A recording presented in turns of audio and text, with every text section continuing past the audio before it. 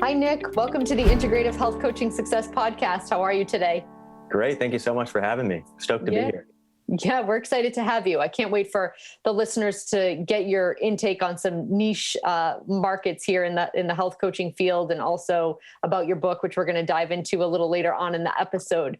What I'd love to do to start is, can you share with everybody kind of where you began in your health coaching, health-minded journey? We can kind of start at the beginning, and you can tell people how you got motivated to get started in this field, and then kind of take us to present day.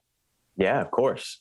So my story, we'll throw it way back, kind of starts at age 4 when I was diagnosed with type 1 diabetes. So living with a chronic illness since I was really young kind of helped me to really be in touch with my body and, what I eat and how I felt, made me really body aware. And that led me as I got into high school, into college, really be interested in athletics and movement and, biomechanics. So I kind of fell into the world of exercise science in college. So I just graduated in 2020 with my bachelor's in exercise physiology. So I'm now an exercise physiologist, integrative health practitioner, obviously, and super interested in manual therapy. So, the world of massage and touch therapy, I think that's kind of the next avenue that I'll head into. But yeah, so throughout that whole life with the chronic illness, I was sort of, a very go type A personality. Like I like to do a lot of things, read a lot of books, learn everything. And partway through college, I kind of started getting hit with these chronic stress type symptoms, I guess.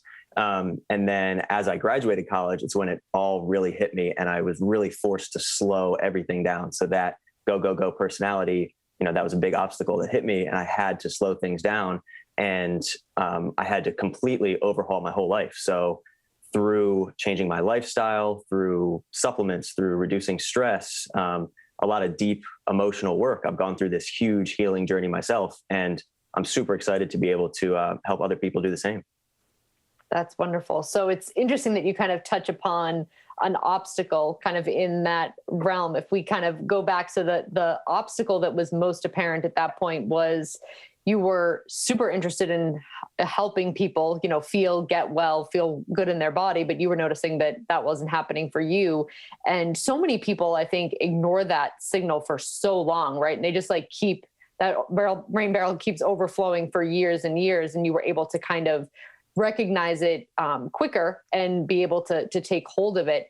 What has that kind of allowed you to bring into your practice, with working with clients? Yeah, I think it is so valuable just to have the experience yourself and be able to really be empathetic with the clients that you're working with. And I see the same thing. I work with a lot of people that have type 1 diabetes. So, a lot of teenagers, a lot of younger kids and families that are also battling type 1.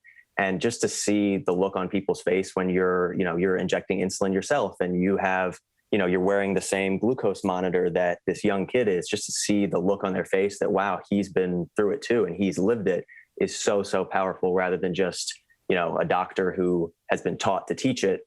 It's like experience-based learning rather than just, being taught to teach it. Of course. Yes. And it all goes back to that simple human need that I think so many of us have, which is that need of belonging and relatability, and just knowing that someone else feels what you feel, and that there's someone else that can understand what you're going through, right? Because we all crave that relationship somehow. So that's, something so important. So tell us a little bit, because I think being a male, right? We are our second male guest here on the show. I'd like for you to share with the listeners what your kind of vision for men in this health coaching and more health-minded space is. Why do you feel like it's so important? What's kind of your vision for it? Yeah, that's a great question.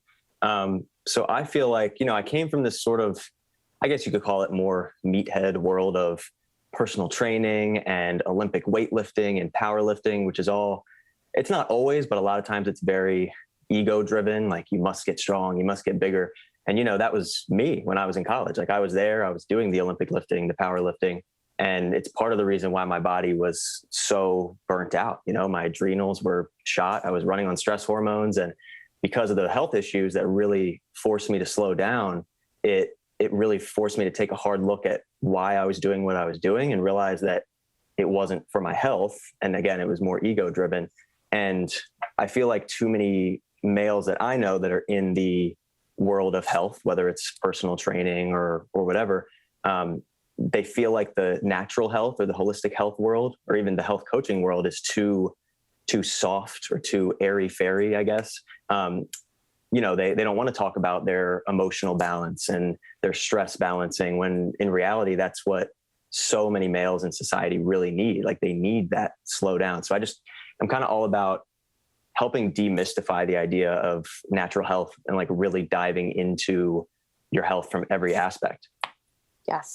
Yeah, because regardless of what your gender is, right, our bodies all need some sort of stress and emotional based support, balance, whatever you want to call it. And I think our society and our culture, right, has, done such a disservice to men, where you're right, it is like bigger. The stronger you are, the more resilient you are, the more of a man you are. And I always, say men, yes, in our culture, it's one of those things where they quote unquote take care of women, or like that's been their goal. But how about take care of yourself? Because when you're taking care of yourself and you're the best version of yourself emotionally, physically, spiritually, what have you, you're then the best version of yourself, and your presence is protective and healthy for everybody around you, whether it's your family or your wife or your kids or your mother. And so ignoring so many of those important aspects of health. And I think that's kind of your point, which is health is way more than just what you're eating and how much you're exercising and how much you can bench press. And there's this whole aspect to it that plays a huge role into really how physiologically healthy you are, is such an important vision for, you to kind of hold and be trying to achieve. Totally. And it's funny you bring that up, because that's kind of, part of my whole philosophy. So my coaching company is called Blueprint Wellness. And the whole idea is that, essentially we live in this world now that our bodies and our nervous systems weren't really adapted for. Like, things are so fast moving now with technology, and, we wear shoes that destroy our natural movement, and we sit all day and we take in toxins from literally everything around us. And we're destroying this perfect human design that we're all born with. We have this innate blueprint of health, hence Blueprint Wellness. And, we're not made to be sick. We're not made to need all these pharmaceuticals and things. And we're not meant to spend the last 30 years of our life suffering and just sitting around. Like, we're meant to live. We're designed for health. And the way we live today, like, really, really destroys that blueprint. So that's kind of the basis behind, my whole philosophy. Yes. And bringing to light the fact that just because it's common doesn't mean it's normal. Because I feel like so many people are just like, well, this is how everybody's living around me. I'm 60 now. I hear so many people, well, I am getting older. And, the whole getting older thing, well, you're getting older, but that doesn't mean you need to stop living. And just because everybody around you seems to be falling apart doesn't mean that that's normal. Our bodies were designed to do all of the things that they want to do well into 70s and 80s if we're healthy enough. And if our bodies have been taken care of in a way that you get there and you're still living vitally at that point in your life. So I think a lot of bringing just the fact, really, right, that like somebody isn't Zoloft deficient. They don't, like, that's on how they got to having emotional based imbalances, and finding out what does their body need to get back to a state that they were meant to be in. Yep, exactly. And I've found even the, more, I guess, metaphysical side of things has been so big in my healing journey of just, dropping some of the limiting beliefs that I had grown up around, was, if not as big as the whole, cleaning up my gut and starting to heal my adrenals and my thyroid. Like, just the ideas, your mindset is so huge. Yes. Yep. And it can almost be what makes or breaks things too, because, having a limiting mindset with all of the best supplements, all of the best plans, your body's going to internalize all of that intervention in a much different way than if you kind of made your mind up that things are going to change and you're going to heal. So the mind, I think, can make or break things for sure. Totally. And that's a world that I'm definitely want to lead Blueprint Wellness into, is this idea of spatial medicine, where, I kind of started in the the world of posture and movement. And, there is such an amazing potential for affecting the more metaphysical side of a person through their movement, through body work, through helping them change their posture. Because, when you see a depressed person walking around, they're usually not standing up nice and tall and excited to see the world. They're usually, sheltered and small. And, every little piece of a person affects the whole. And that's another big part of my philosophy, is the whole idea of, I guess duality and like Chinese medicine and yin and yang. Like there's no, exact cause and effect. Like we love to think in Western medicine, everything is this big interconnecting web. And I'm all about, helping people rebalance their bodies from the inside. So the mindset, the emotions, the metabolism, but also the outside, the posture, the movement. Like, are they in an environment that's okay for healing? Because that was a big thing for me too. I had to change my whole outside environment in order to heal on the inside. So it always goes both ways. Yes. Yeah. Such great points. I'd like you to share some specifics about, so you kind of just dove into it a little bit, but your current practice. So at this point, you're doing things like nutrition kind of coaching, health coaching, and the more postural, actual physical type of interventions. Is that correct? Mm-hmm. Yep. Exactly. Okay. And do you work, you mentioned kids at the beginning. So I'm curious, do you like working with kids? Is that kind of one of your, niche markets as far as the diabetes is concerned? Definitely. Yeah. I love working with kids. I've spent a lot of time throughout my college career, volunteering with a lot of different like camps and hospitals for kids with type 1. It's one of those things that just brings me joy, like sharing my whole life experience living with this disease with the younger generation, because I feel like I have so much to share. And that's part of why I wrote my book. But yeah, other than that, obviously I'm happy to work with anyone, but yeah, I love working with kids and love working with people with type 1. Yes, which I think too, it's so interesting how some people get these diagnoses early on and they kind of define them in this limiting, really negative way. And then I think there's people like you who take it's almost like you're healing whatever part may have been, whatever childhood may have been changed for you. And you're healing it by doing all this amazing work now and using it to your advantage rather than kind of using it as something that could hold you back or limit you or make you bitter about the world. There's typically two ways to go. And usually when you go in the direction you're going in, I mean, it's life-changing for those around you and who choose to work with you. Totally. Yeah. And that's obviously like kind of the big overarching theme of my book in general, but I do the same thing with any of my clients, like just having them look at the positives of every situation. Like for me, part of my whole, chronic stress-based issues has been a lot of like OCD symptoms, anxiety symptoms. And I could look at that as a bad thing. Or I could say, if it weren't for my OCD and anxiety, I'm, never would have been as organized and productive as I have been over the last few years. I'm so aware of what's happening around me and with the people around me. So like, I probably never would have written my book if I didn't have that part of my brain switched on. And not that it's good to be on all the time and running on stress hormones, but you have to be thankful for everything you're given. It's all a learning experience. Of course. So on that note, let's kind of switch gears to the book, because this is something that we haven't talked with any guests with yet. So nobody that's written a book or kind of walked us through. Actually, that's not true. We've had one that's written a book, but no one that we kind of walked through the process or that beginning stages of what if there are people listening who are like, gee, I am a writer. I love writing. I have a message that I want to get out to the world. Share with us a little bit about what you went through in the early stages of writing the book. And then of course, share the title and what the book's about and all of that with us. Yeah, of course. So when I first decided to write a book, I think it was probably about halfway through my senior year of college. And it's kind of a unique route to take, I guess, because it was so early on in my life. So I started with it sort of as a, like an independent study, I guess, with my school. So I worked with one of my advisors to actually get some credit instead of taking another class. I said, hey, I'm going to be writing this book. I might as well see if I can get college credit for it. So I worked with him closely and we met every week and we talked about how the process was going as I was writing things. And then after that, right after I graduated from school, I worked with a really awesome movement company. They're called Original Strength. I'm a coach through them. And their whole idea is basically you were made to move, you're not made to be broken. And we all have this, again, kind of like a blueprint of health that we're born with. They're all about developmental movements. So movements like rocking, rolling, crawling, all the basic movements that we're all born with, and using those to kind of reset your body back to its original blueprint. So obviously, like, we share a very similar philosophy. So I've always loved what they're about. So I reached out to them because I know they publish a lot of movement-based books, and said, hey, I want to get this thing out to the world. Would you guys be interested in helping me? And their CEO emailed me right back. His name's Tim Anderson, great guy. He said, yes, we would love to.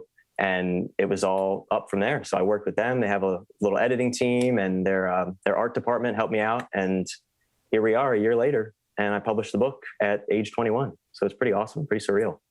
Wow, that's amazing. So what's the main point of the book? What's the tone of it? Walk us through a little bit about what the message is. Yeah. So it's called Positively Type 1, How Living with a Chronic Illness Can Be Your Most Powerful Motivator for an Extraordinary Life.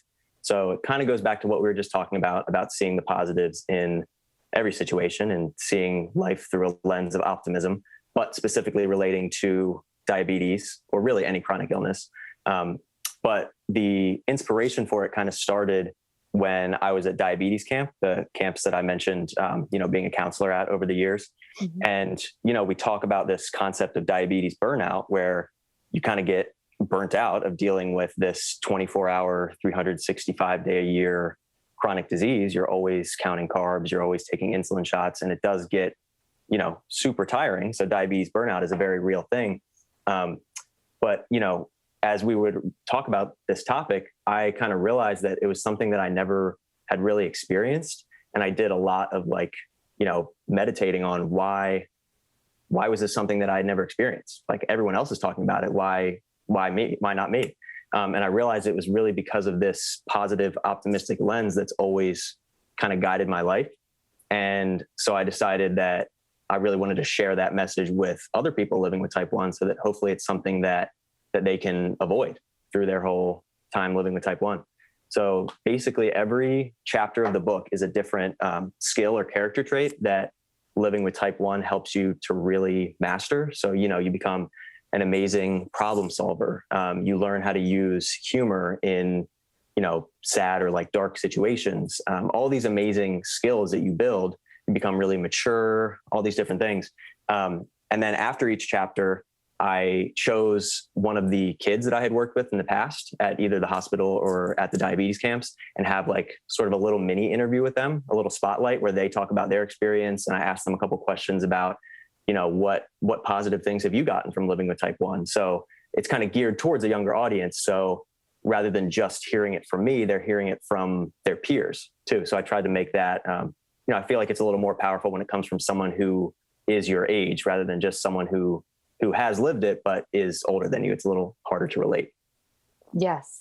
Although 21, I would say is still young enough that you probably are, relating to a lot of younger, certainly readers, which is amazing. Now I'm curious, because you said something interesting where you, I forget the words that you used, but you were blessed with, or you were surrounded by just like this positivity. Is that something that you think is just part of who you were? Like, you were just kind of born that way? You were born somewhat more optimistic than others? Is it something that you worked hard at? Is it something that you were exposed to from family members? Did you have really positive minded parents? Or what about that? Where did you get that, do you think? Yeah, that's a great question that I've never really thought too much on. But I think part of it definitely comes from my family and my parents. Like, they were always very adamant about, allowing me to do everything that a quote unquote normal kid does without type 1, just adapting things and changing things. I played sports for my whole life. I played lacrosse, basketball. I was at every birthday party eating the birthday cake that everybody else was eating. So yeah, I think that was a big part of it. And just like you said, I think I've just always been a very positive, optimistic person ever since I was young. And I think that also just comes with being diagnosed at such an early age, to where it's sort of all I know. Like, it's just a huge part of my life now, and I can't see my life without it. Whereas some people who get diagnosed, age 8, age 10, even into adulthood, like, you've lived so many years already and you've developed habits and different things, and then you have to totally change things around. And that's where the burnout can really can really, really affect you. Yeah. And it almost may be that your positivity and lots of your outcomes, also came from, which is the point of the book, your ability to kind of mature a little bit earlier, and you had something that you were responsible for and something that you had to pay attention to. And so that might have been part of it too. For sure. Yeah, definitely. So as far as the book is concerned, when you kind of started writing it, it seems like you had, would you almost call them mentors, the gentleman that helped you at college, and then maybe the company that you reached out to? Would you suggest that people that are looking to write books, just get started writing, reach out to a mentor first? Is there like a specific step that you feel like is important in the beginning? Yeah. So I would say, working with a mentor or a coach is always a great idea. My time, obviously my time in college was great and I learned a lot, but I learned so much more from my apprenticeships and mentorships with, other health professionals. But personally, when I wrote the book itself, it was just more of, I guess, like a passion project where one day I just decided to start writing and I was like, I'm going to do this, and then over that year, it probably took me about a year to write it. I was actually I spent like 5 or 6 months in Australia doing my internship for school. So it was funny. I had these really, really long flights back and forth. So I spent like 10 hours each way writing the book. And then I was in school. So whenever I had any sort of free time, I would just pick up my laptop and write a couple pages, and I wasn't stressing myself out about it.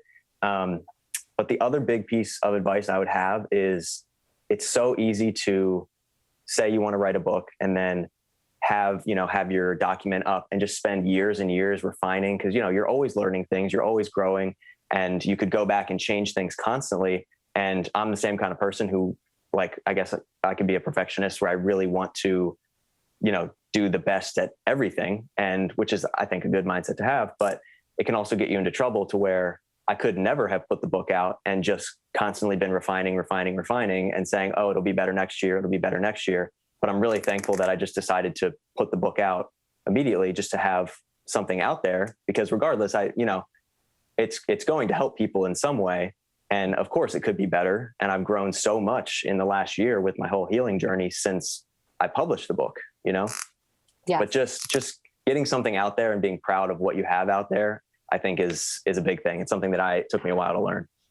Of course. I think there's some quote about if everybody started when they were ready, nobody would start, and Dr. Cabral has been such an inspiration for me in that way, where, he's kind of given me opportunities. Even hosting this podcast, I'm like, I don't think I'm ready to host a podcast. And he's like, no, you'll be ready when you start doing it. And it's true, because we kind of like don't get to that point where we're fully comfortable, 100% comfortable doing something new or putting ourselves out there, being vulnerable.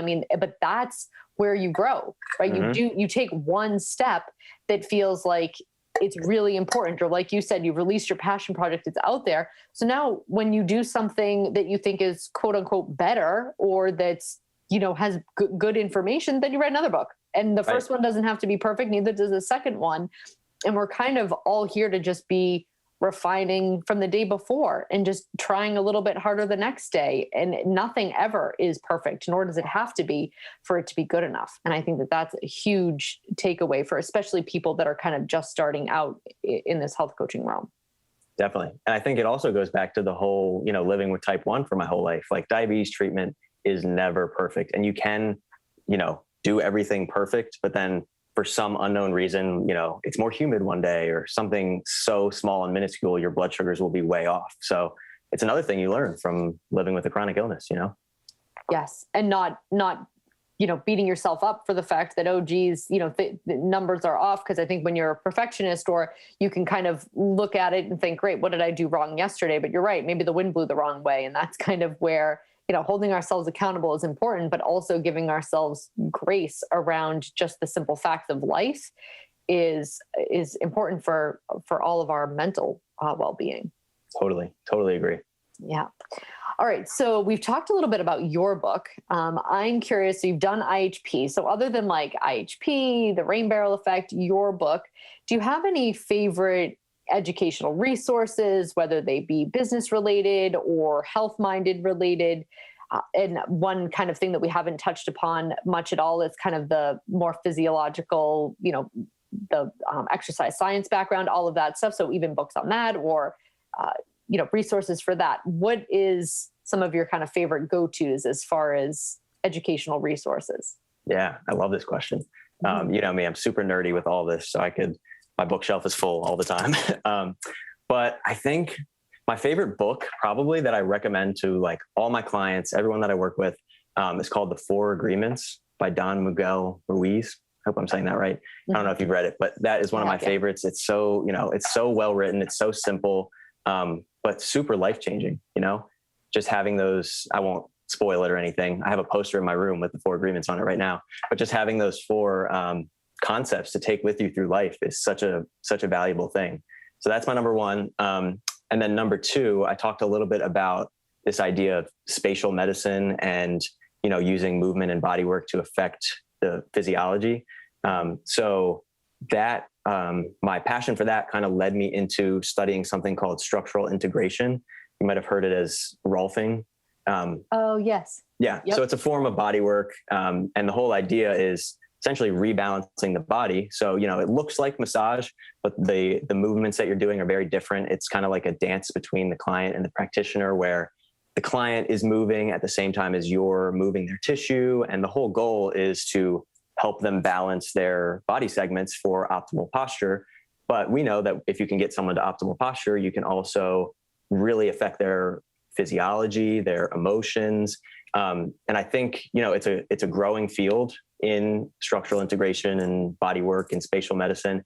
And that's definitely where I'm heading, and something that is one of my biggest passions. And it's something that I'm definitely looking to grow and kind of demystify. Because like I said before, it is a lot of these natural health modalities seem to be very, not unreachable, but I guess airy-fairy sort of, where it's like people don't really know what they are, but they have the potential to help so many people. So structural even integration. Even like the word Rolfing, right? It's like, well, what, even that word, somebody would be like, well, that sounds a little like out there. Sounds like you're puking. Right. Yes. So yes, that's amazing. The Four Agreements.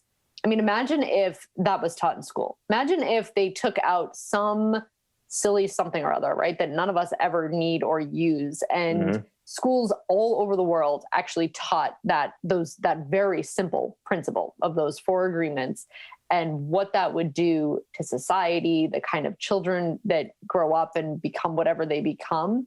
I love that book too. And it carries into so many things. It carries into personal relationships, business relationships, client relationships. I mean, the way you just relate in the world in general. It's so beneficial.